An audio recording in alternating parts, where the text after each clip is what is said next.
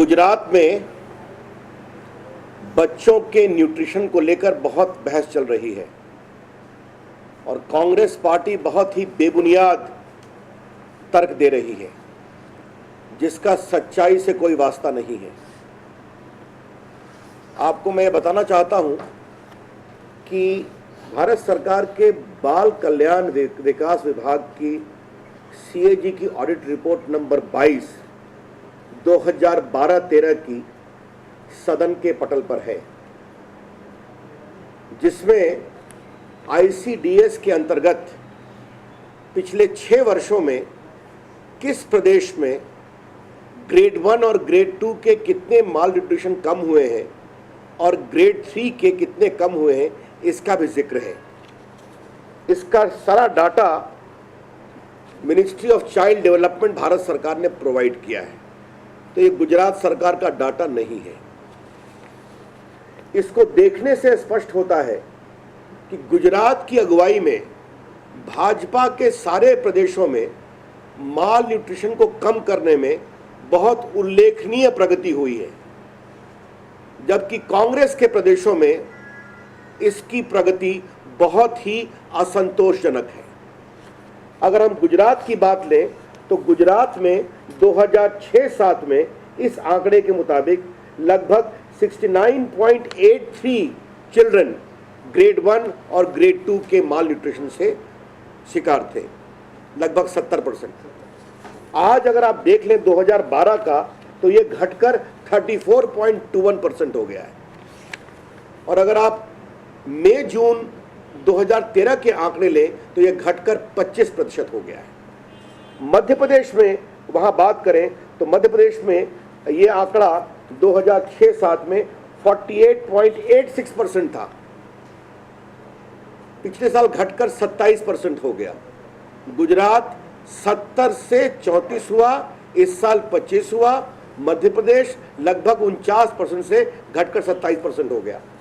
छत्तीसगढ़ की उपलब्धि और अच्छी है, 52.96% से 6-7 में ये घटकर 36.50% हो गया। तो गुजरात आगे बढ़ रहा है, बहुत अच्छा कर रहा है बच्चों के माल न्यूट्रिशन में, और भाजपा के बाकी प्रदेश भी अच्छा कर रहे हैं। अब जरा कांग्रेस का हाल देखिए। भारत सरकार के आंकड़ों के मुताबिक सिर्फ महाराष्ट्र को छोड़ दीजिए तो कांग्रेस के बाकी प्रदेशों की प्रगति की दर फिसड्डी है। मैं इस शब्द का बहुत जिम्मेदारी से प्रयोग करना चाहता हूं। आंध्र प्रदेश का 2006-07 में था 53% ग्रेड 1 एंड ग्रेड 2 का, 7 साल के बाद ये 48.63% है। जरा हरियाणा आइए, भारत के दिल्ली के पड़ोस में है। हरियाणा का टोटल था 45.23% आज से लगभग 6-7 साल पहले। पिछले साल का आंकड़ा है 42.90%।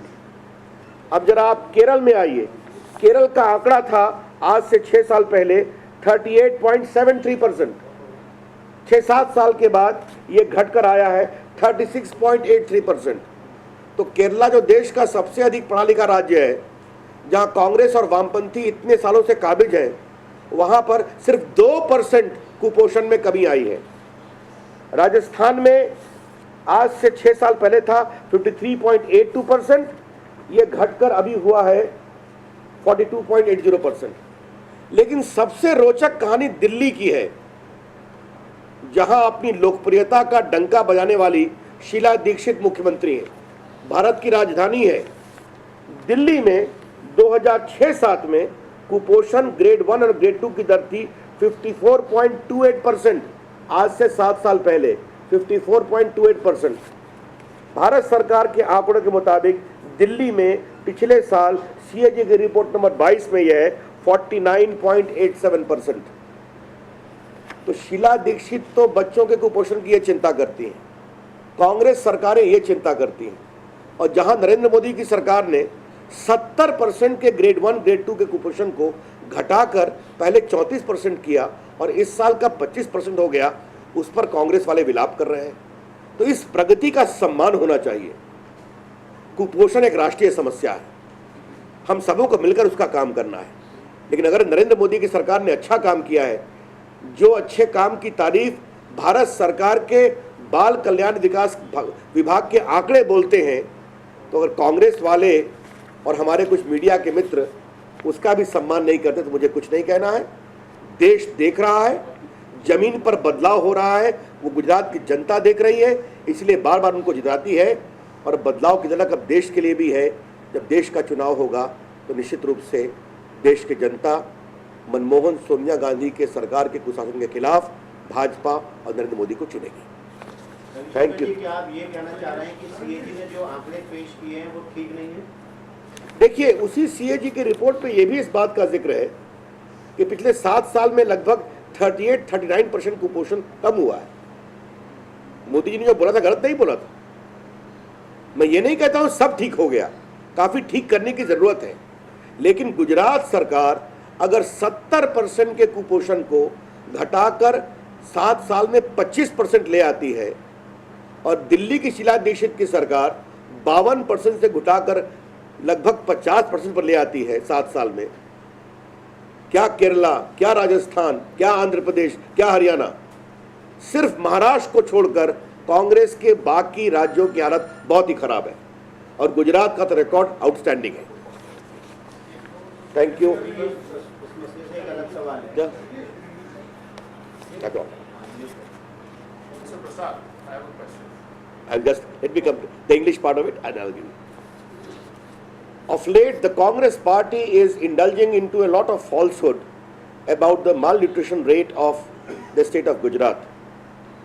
The entire claim is bogus and baseless.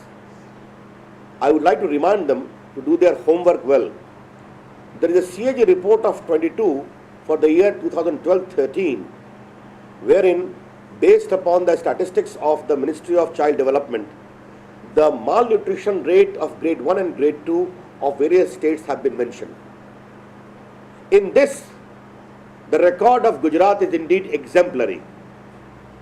From 70% of malnutrition of grade 1 and grade 2, it has come down to 34% last year. And if we take the statistics of this year, it has come down to 25%. In the case of Madhya Pradesh, from 49% to 27%. In case of Chhattisgarh, from 52% to less than 37%. But all the Congress state governments, except Maharashtra, have shown very negligible growth rate. For instance, in case of Andhra Pradesh, it is from 53%, it has come down to 48%. In case of Haryana, it has come down from nearly 45% to hardly 42%.